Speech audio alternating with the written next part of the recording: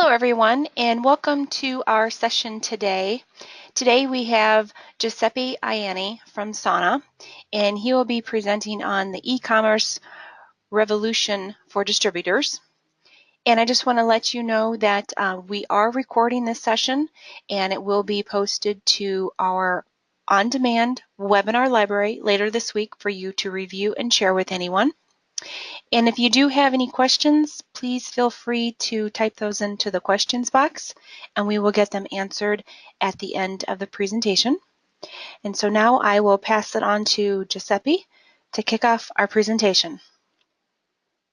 Yeah, thank you. And we're excited to be here. And I think as many of you are watching this today, hopefully gather a little bit more information and understanding as to what's going on in the commerce space, in particular with B2B organizations as they look to try to refine the way they interact with the organizations and also align with the revolution that's going on in the marketplace today. So we'll talk a little bit about that as we talk about some of the agenda key items today here on the screen here, where the revolution's at today, what's occurred here in the not so recent past, but also as we look to the future, organizations understanding and what their maturity really looks like in this space today. You know, we see and work with a lot of organizations on a daily basis, you know, what is it we're seeing that they're really struggling with and where they're advancing. I think it's important for you to kind of pit yourself against those guys to see where they're at, where you're at today, and how you can level up, right, your strategy when it comes to finding a system built to work and really help you advance in the marketplaces today. And how Sana as an organization really helps align that strategy and helps you become more competitive in the online marketplace through integration. So I'll be walking us through today, and as Angie noted, my name is Giuseppe Ianni. I'm the VP of Sales. Been in the commerce space about 15 years, so usually a wealth of information. I've seen it from the dark ages of phone and fax, when people, that was the commonality, now to where more and more people are online today, 3 in about every 4. So as we talk about it, we go back to the beginning, right? And we take a look at this evolution from the basics up to the future here with drone delivery from 1.0 to 2.0 to 3.0, as the industry kind of refers to it. As we go back, you know, I think sales have come a long way since the 90s, right? With the spread of the internet, we saw Commerce 1.0 change the way organizations are selling and buying online, right? How organizations are interacting with businesses. You had innovative businesses like Amazon and eBay come to market. PayPal, with the launch of their payment services, really transformed the way and ability for customers to purchase online. And going all the way back to 95 when Amazon launched, I think it's almost 70% of people today have a Prime account, is the statistic, which is a pretty amazing stat.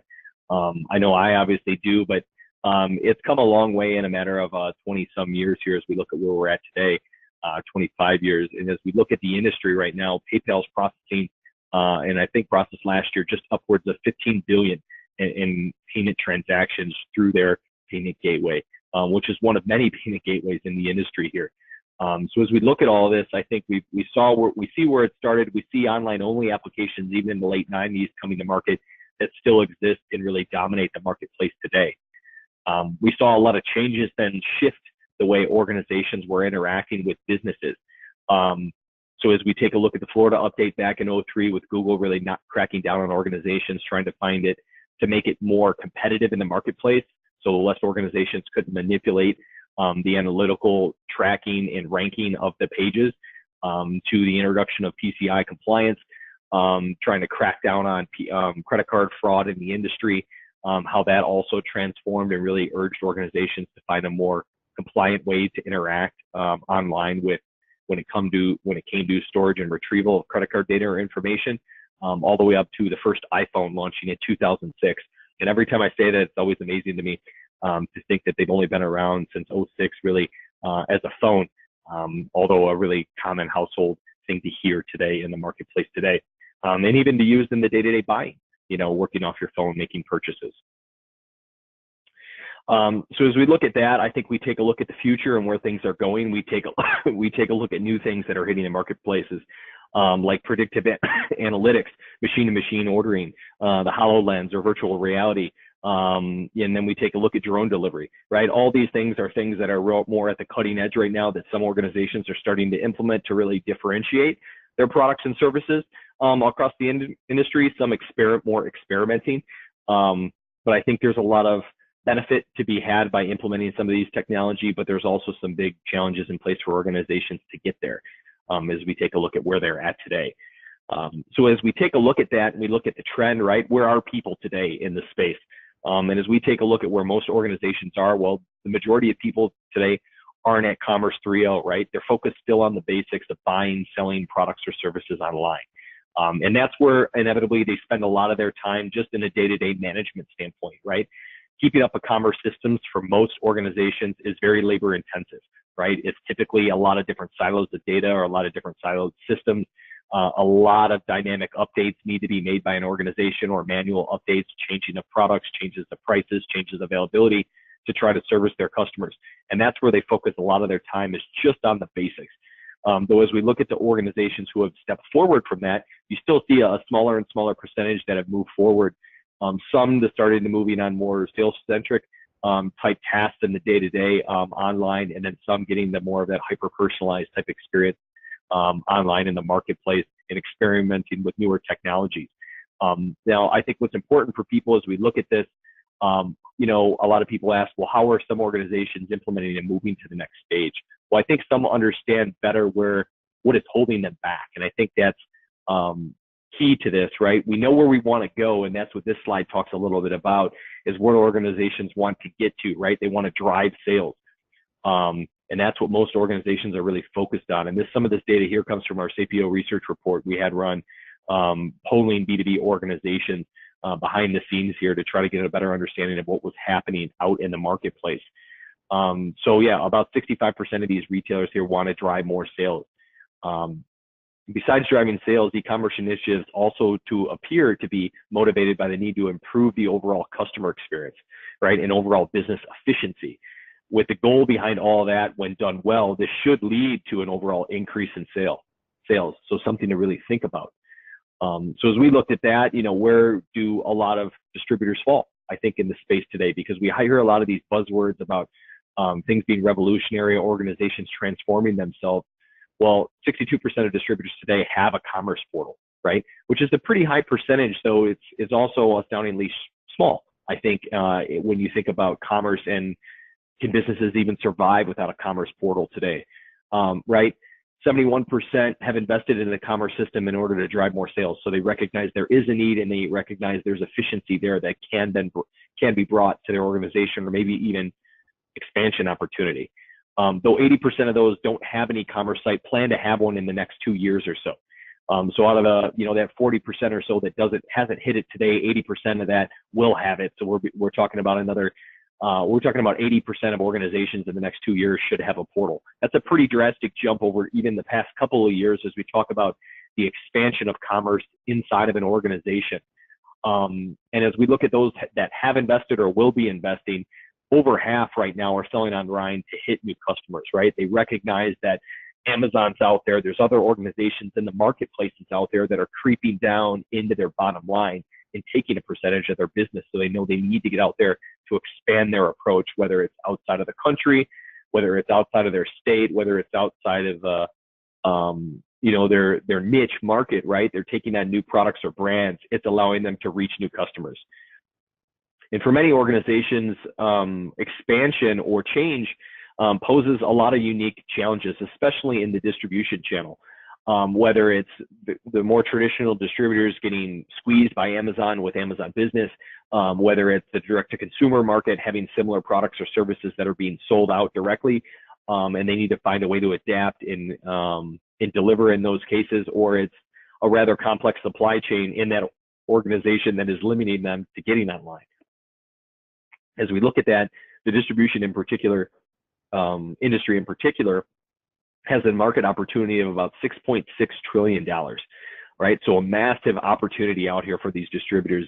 And how we get there, right, is transforming, I think, the way they do business, right? As we look at the shift towards digital, it's posing a threat to the vitality of distributors' role within the supply chain, from traditionally going from brand to distributor to customer, now going from manufacturer through the channels or the marketplaces directly to a customer, right? A big transformation. And we note that 68% of the North American manufacturers today are starting to sell directly to customers. And I think that's an astounding stat, whereas traditionally they stuck to their bread and butter, which was only going B2B.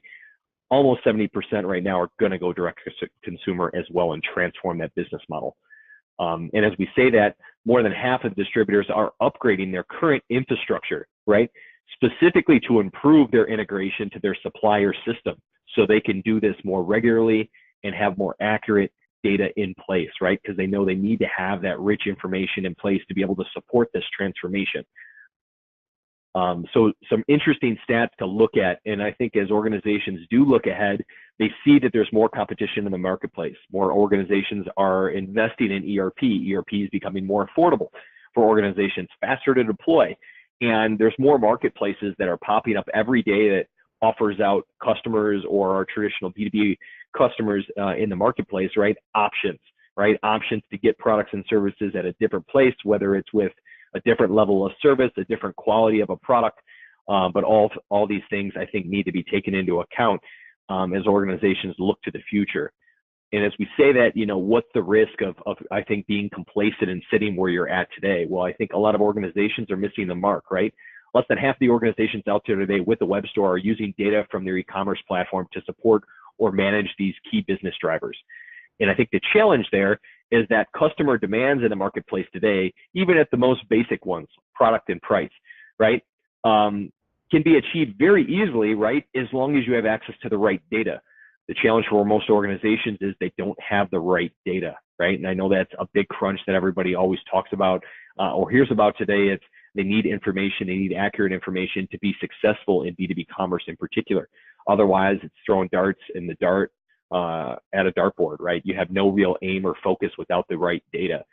And for some organizations, as we look to the past and some of the mistakes were made, it was dropping price, right? And price isn't what it's all about. Organizations will pay a premium or spend more when they can have that retention or loyalty or brand loyalty in place with their customers, right? If customers know they can count on you time after time, they're going to go to you. If they get burned by going to another supplier where they're not offering them accurate information or reliable product information, they're going to leave them, right? Even if it's cheaper, and they're going to come back to the organization that they can rely on, which is why it's critical to have a nice, rich product catalog in place, being able to fulfill your orders as quickly as possible and have that quick turnaround time for your customers, but also ways to simplify the ordering and payment process or self-service process through a portal that customers today are expecting out of organizations. Though for distributors, knowing how to, I think, step into the e-commerce field without squandering the investment or underwhelming customers is just as important as knowing enough to go digital, right? So as we look at this, you know, organizations today understand that they have more market revenue that they can capture by doing this. They're just struggling to find ways to do it to increase that overall yearly revenue. So as we look at this, how we do it, what we're going to do to get there, I think is important for organizations, again, today to evaluate. And I think that's why as we look at the stat, you know, 80% of organizations looking to go to commerce who aren't there today, you know, there's a rapid opportunity out there for organizations to grow in the distribution space. And it's critical that when you do it, you get the price right, you have the service level right, you can expand out long-term, take on new product lines, buy or acquire more organizations, and have a scalable path for your business into the future as opposed to just dealing with the basics, right? Because ultimately, thriving in this digital age is not a question of online or offline or right price versus customer service. It's about putting it all together and making it all work for your business to ensure that you're streamlining and you're optimizing the experience without having a bunch of roadblocks in place for your organization. So all things I think as we talk about where Sana fits in, where I think we really help an organization. Because inevitably our goal or focus is to take what you already have today in ERP, in something like Microsoft Dynamics NAV or Business Central, and we use that as the driving point to optimize the customer service, have accurate data and analytics presented, and ensure that we have, bar none, you know, price management in inventory transparency pushed back out to our customers through integration, which I think addresses a lot of the more common digital challenges that organizations have as they look to go to market. And we see some of the more common ones here, working with a single source of truth, right? Most organizations today, if you profile them, 80% plus can't offer that, right? And they struggle. in their transformation, right? How they get that data in a singular system, right? Again, key problem. Also having that data around their products in a single system, also another critical problem. About 80% of all organizations, we can see these are their three key problems. Luckily, I think as we look at these three key problems, that's something that Sana provides out of the box for organizations. We can access this data. We can use Dynamics NAV or Business Central as the key primary system and ensure data integrity, and that product information from the ERP is immediately pushed back out to your client, ensuring that there's a rich real-time product information displayed, pricing data displayed, a nice robust product catalog can quickly be delivered out to the market, right? Not without a lot of hand-holding and maintenance, but we can also then further personalize it and get us to that Commerce 2.0 where we start to personalize our product catalogs. So we have a function that we add in the NAV and Business Central that allows an organization to quickly say, hey, these type of clients, I want them to see these products because these are the most relevant products that I know they'll purchase. We incorporate artificial intelligence to then further personalize, hey, you're buying on a weekly basis, let's suggest a cart to this client looking at his buying patterns and trends back in the ERP and suggesting that personalized cart to them as well. This is where we really start to ramp up the overall customer service experience at the wholesale level, incorporating, even more complex things like bulk orders, kitting, common reordering. All those things can be done through a more integrated system very efficiently without having the heavy lifting or custom build that organizations face today to start to get some of the nice bells to whistles in an application. Those are things that we natively deploy out to our customers. And with that, as we look at an organization implementing commerce, selecting a commerce portal is just as critical as finding a good way to manage the web content, right? You can have a commerce portal, but then you need rich content inside of it, right? Because that's what your customers need to make that informed buying decision. And they're looking for more data like that, the similar data that they're getting out when they're going out to Amazon buying in their day-to-day life, right? They know that they can get the information they need, the installation guides, the how-to guides, the comparison models. All that is things that people are looking to pull in as they look at that in investment in commerce in a way to better interact with wholesale organizations. Some of this data, as we take a look at here, coming from Forrester Research, noting that organizations' expansion and what their priority level currently sits at. So as we look at it, I think in kind of profile our clients and what we offer to clients, and I would say the more common challenges most organizations see when looking to implement a solution. Time to market's obviously a big one.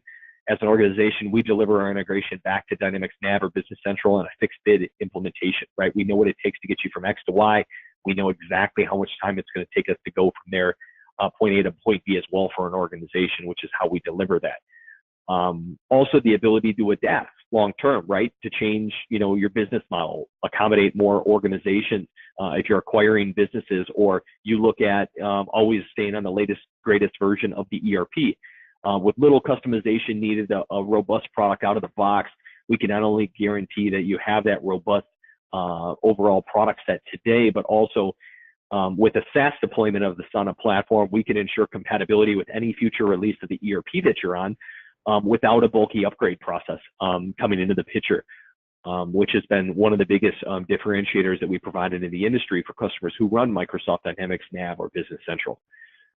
Which in the end, I think an organization, as they look to go online, they definitely don't want to increase their overall amount of IT resources, but finding a way to reduce the amount of effort from IT. So most IT directors or managers who review our application, they can appreciate the fact that we're deployed out in the cloud in Azure. We have a simplified IT infrastructure or architecture that comes back in place and can easily be put in place without a bunch of middleware. We utilize core Microsoft technology to make the application work and run, and it's already been tested by Microsoft themselves. And for many organizations, as they look at some of those benefits here, we also see, having a core value or ROI for their organization and finding a way for it to scale for them into the future, which is where Sana can be deployed out and connected to multiple company databases, multiple ERP systems, all within a single instance. And delivering that in our out-of-the-box system and solution, which allows an organization to see tremendous ROI even in the first calendar year, as opposed to deploying some type of synchronization or shopping cart that might also be out there in the marketplace. And that's really our unique value proposition that we offer out to a lot of organizations on a day-to-day basis. It's let's look for simplicity. Sure, you might have found a cart. You can find some way to connect it, find somebody to host it. You can find a CMS and deal with tax, freight, and payment in that shopping cart, right? It's going to work. But I always question, and we always drive organizations to say, how can we do this better, right? How can we make sure that our organization has a scalable path forward, right? That upgrades don't look like a spidered mess with a bunch of middleware in between. And we've done that by taking the ERP as the driving database for the logic and the data, overlaying a content management system in a way for an organization to manage how the website looks and how your customers are treated, but powered by the back office business logic and information and data that you've already set up and managed. This allows us to go out to the general public through like a retail facing site or a consumer facing site, also accommodate B2B buying, more login secure order entry, and also accommodating your sales reps or customer service team through a browser UI so they can order on behalf or check the status of an order all right from a browser while on the road. So a lot of flexibility here is brought into the table. And again, as I mentioned earlier, the more critical path forward is it does move forward, right? It doesn't require an update to be compatible with a version of the ERP you're on, and it's not going to slow you down as you look to evolve on the ERP end. It also ensures that from an overall shopping cart front-end web code standpoint, that you're always on the latest release of the shopping cart functionality. The average organization today, as you look at a commerce site in the marketplace that you may be buying from, it's 4.5 years old, right? From the last update that they've actually done to that portal. They might have customized it and added more logic to it, but the baseline behind it is 4.5 years old. Our organizations that we work with now, their code logic is usually weeks, if not months old, not years old. So that SaaS offering here that we deploy out ensures that organizations are getting a more optimal version, but also can take advantage of new coder logic that is built and made available with a single click and install. So we have our own app store built in where they can take these apps, logic, whether the logic Sana's built, whether the logic our partners have built, and thrown out into an app store. You can quickly take that functionality and add it and have it running on your web store in a matter of seconds. So for us and our customers, we see the benefit for them is always being on the latest and greatest, regardless of the ERP release. You always have the most secure website. And again, this is big for a lot of organizations as we talk about GDPR coming into the picture for more and more global organizations. The websites are less vulnerable, they're more secure, and those updates or fixes can be patched in dynamically to customers. But by no means does that SaaS deployment mean that we're limiting your capacity to develop on the core platform. We have extension points that are made available to organizations and our partners to be able to build and enhance the overall stack.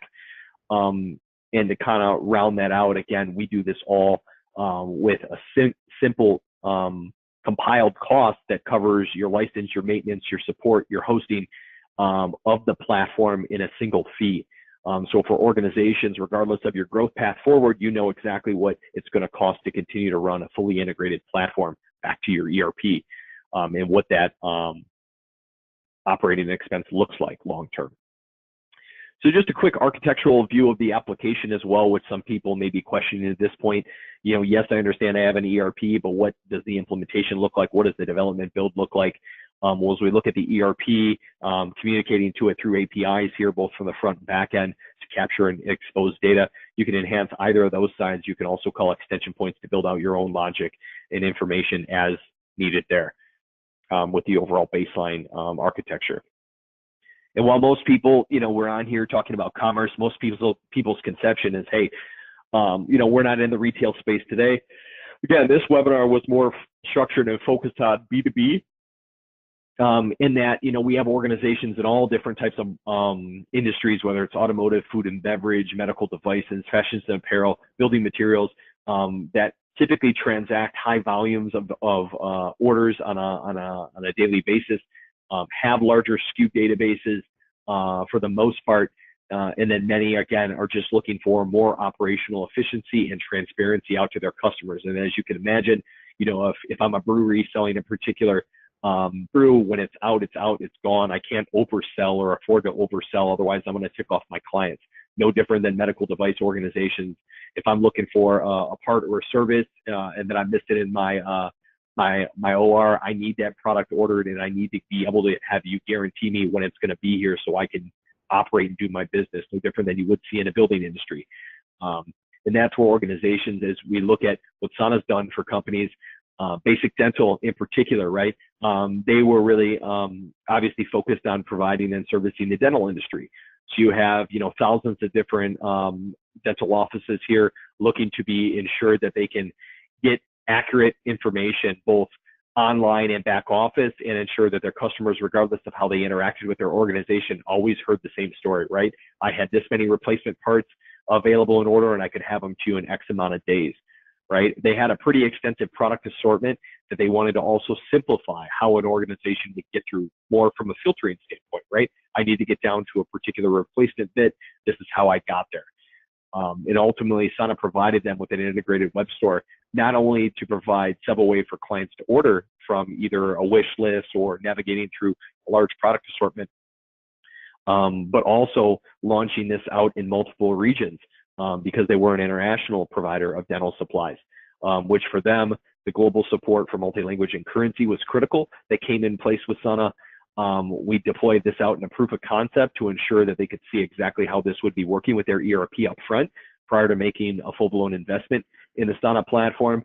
And in the end, relied on that single source of truth from their ERP for inventory data, delivery dates, and pricing, which was a great story, I think, in the end for the organization, and still a satisfied client to date. And they've been there for quite a while running the Sana platform now. And for them, they saw as much as a 50% increase in profits from their overall web store as a business due to the fact that they streamlined the day-to-day operational efficiency, and they also were able to increase their market breadth as they went out internationally with the Sana platform, which now is capturing more and more orders for them. So as we talk a little bit about that, what I also wanted to take a moment today to do for everybody was actually show the system and solution. And for that, I'm going to quickly pull up a front end. And when we talk about commerce, and I know that's one of the pieces we started with and communicated a little bit today, a lot of people will say, hey, yeah, well, I want, one site in place for retail. I want a separate site in place for my wholesalers. I want them to be very separate and segmented. We can provide that. Some organizations, however, want a more hybrid type website, which accommodates both. This environment in particular is a hybrid environment. You can see here it's a public-facing site I've come out to. I can browse through products and services. While it has a design applied to this website, the content, however, is coming directly from Nav or Business Central. Using variants or attributes in Nav or Business Central, we can see those seamlessly float out to the website front end. I can see the particular product price and SKU and description all coming right natively from the ERP table structure. This product is actually a kit. I can see the kit components from the ERP exposed. I can see the complex price from the ERP that's been discounted back office in the ERP, and any volume pricing that might have also been configured natively in the ERP is also shown here. So while I'm showing this out on a retail site and I have capacity to buy this product, I have upsell, cross-sell configured as well. It's also driven natively from Nav or Business Central. I can also come out and look at any additional product attachments or relevant videos to the product being sold. So I have a nice, rich, robust environment that allows the client to be informed prior to making that purchasing decision. And while we take a look at a traditional retail commerce environment, also note that I could seamlessly come out to here to this retail environment, log in as a known user, a user that exists back office in the ERP with a unique price level, maybe even a unique list of products that he has access to purchase. I could come out here and see that information, which I've just done, right? I logged in, it repriced my cart, it turned on stock and availability, so I actually modified the experience. I have a completely different set of volume discount pricing that's displayed right from the ERP. And what's great about this for organizations is you haven't had to employ an additional resource to manage this information. It's directly pulled from the ERP to streamline the maintenance, but also ensure transparency out to your customers in the end. And it does accommodate, obviously, the buying and selling at both a retail level as well as at a wholesale level. And it not only supports the capacity to capture orders, but also quotes. And also, as we see the trend in the marketplace today, many organizations today don't want just orders being placed online. They want the flexibility to have quoting configured as well, which you can see I've configured here, and allowing the customer to move through a buying process, capturing not only tax, but also freight costs, in which case we're able to hook up and grab an appropriate freight estimation, looking at the weight or dimensional weight back office inside of Nav or Business Central, having you can figure out the freight carriers you want to work with, having that estimate calculated real time online, and then just buttoning it up with purchase order information, delivery instructions, and maybe even a requested delivery date, which ensures that in the end, this information is written back to a core sales order table inside of the ERP, and this quote exists. It's maybe even gone off to the sales rep associated with this customer's account, so they can now pick it up and call the client or convert the quote as needed. Maybe they need to get aggressive on the pricing because the client left some information on it. But these transactions are dynamically written right back to the ERP table structure for an organization, in which we can see our quote number from Nav or Business Central here, sitting in the database already, ready for us to pick, pack, and ship as needed, or allowing a client at a later date and time to take that quote and convert it to a sales order. And as we talk about quote to order conversion, we then get into the further complexities around net terms, right? Not only could I push an order through on net account, I could also pay via credit card or ACH. We can also follow business logic and rules in the ERP. In particular, this client has a $40,000 credit limit. This it pushes them over now to the almost $44,000 price point. Sana is able to access that information from the back office ERP, prompt the client to quickly pay an invoice. We can stop the order from being placed, or we can quickly take it and flood it back into Nav or Business Central and make sure this order is now flagged in the ERP and on hold, right? Ready for pending approval back office in the ERP.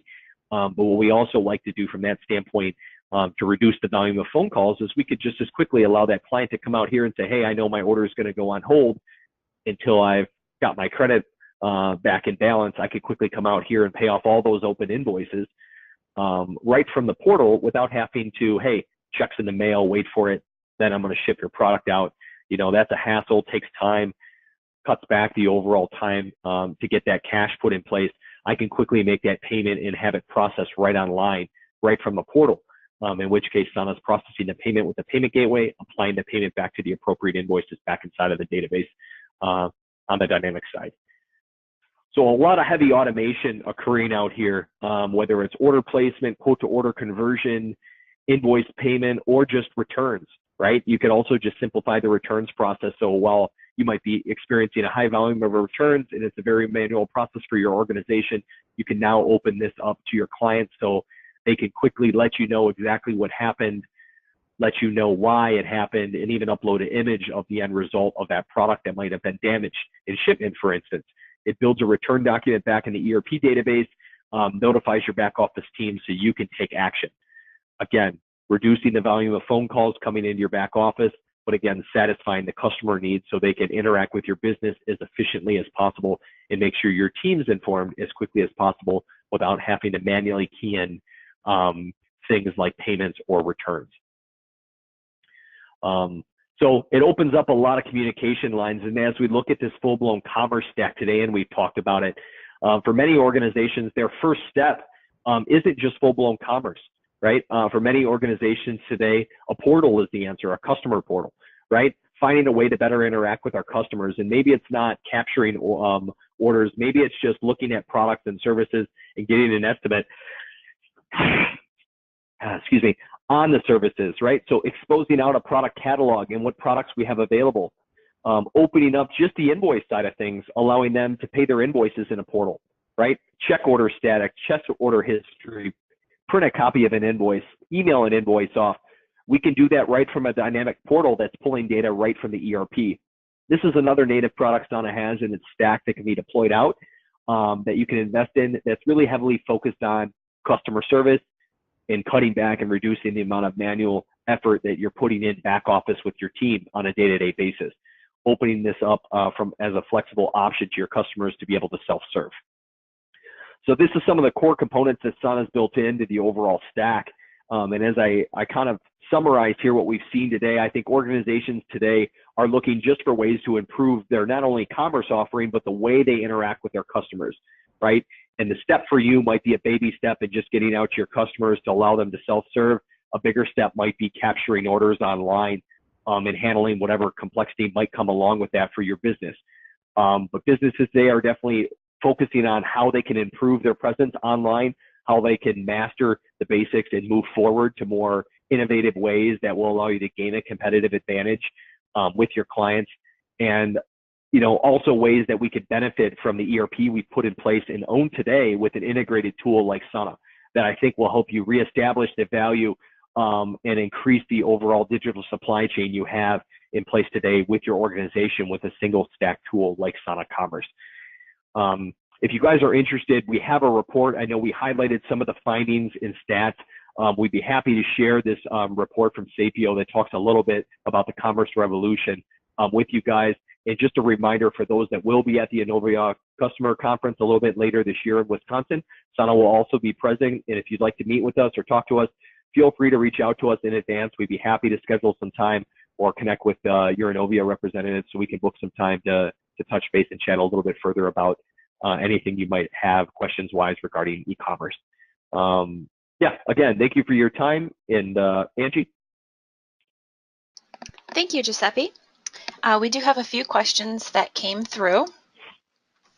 So the first question is, in your opinion, what are some quick wins to get from eCom 1.0 to 2.0, if any? Yeah, I think the quick wins again are finding how we can improve our data, right? That is exposed out to our clients. How can we further personalize, right? If we talk about quick wins, it's focusing on, hey, how do we take what a client is doing today online and improve it, right? So if we're capturing an order, look at how we can allow them to capture an order and pay an invoice, right? Or initiate a return. It's adding on to what they're doing on a day-to-day basis to make sure the website is more relevant for them. So if you have a website in place today, I would challenge you to say, what more can we do as opposed to just capturing the sales order? Or, if we have a website today, what can we do to ensure that the data that we're showing our clients is accurate data and information? And sometimes that's a hard pill to swallow because it's, well, we can't do any better with what we have today, or we got to further customize it. I always tell people, catalog and map out what you want to do or accomplish over the next 2 to 3 years with commerce. And then look back at what you have in place, and will what you have in place allow you to get to that point in the future on the system you're on today? Because if you're on the wrong system, you need to take a deep look and approach at that system. And as the notes shared earlier, 30% of people are looking at what they have in place now and saying, hey, this isn't going to cut it. We need to look at replatforming now to allow us to scale into the future. Because if we're not doing it today, we're falling behind in the transformation. Because everybody else, again, 80% are really looking to replatform and improve what they have today with their customers. Okay, thank you. And we have our foundation set. How do we improve the customer experience we offer? I think there's a lot of ways to overall improve your customer experience if your foundation's already set and put in place. I think it would be more a matter of what you have in place. I'm not sure if it's just a standardized shopping cart, if you have it connected to email marketing, if you have it hooked up dynamically to a payment gateway, if you have functions like a guest checkout turned on. Guest checkout's usually a quick win for organizations to see about a 40% jump in their overall commerce experience. Once turned on and configured, you'll see a higher conversion rate inside of your portal at the checkout process. But with the foundation you have in place, I think it's always something you got to look at and say, hey, how can we improve what we have today and get to the next step? And again, a lot of it goes back to data, right? Do we have the right data to allow us to even step to the next spot? I don't know if that helps, but. Yes, it does. Thank you. And then the last one is, our organization is stuck in its ways, but I know we need to offer more online for our customers. So who from our organization would need to be involved when looking to implement an e-commerce solution, and what does the time frame look like for that process? Yeah, I mean, I would say this is a tough one, right? But I think it's what most people we deal with are going through on a day-to-day basis. And I'd say it's a champion, but it's really a team. You need the primary decision makers from IT, sales, finance side to really understand where the gaps are what the market opportunity is. Sometimes it's a great option to pull your clients to see what they're doing with the website today. Would you interact with us and initiate returns, pay invoices online?